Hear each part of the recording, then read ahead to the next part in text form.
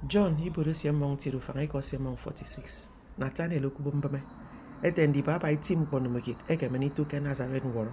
Philip etenye sangadise. Nyom ni bongo kam nofi. Afole do teke tim gbe kemekeni to ka fo woro.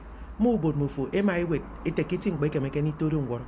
Meke do te ti o wi kemekeni to ro ndanda. Eto wo mi yene dem kpo mo wo mi oforo de wo mi edide ata wori so wi kemekeni to ro woro.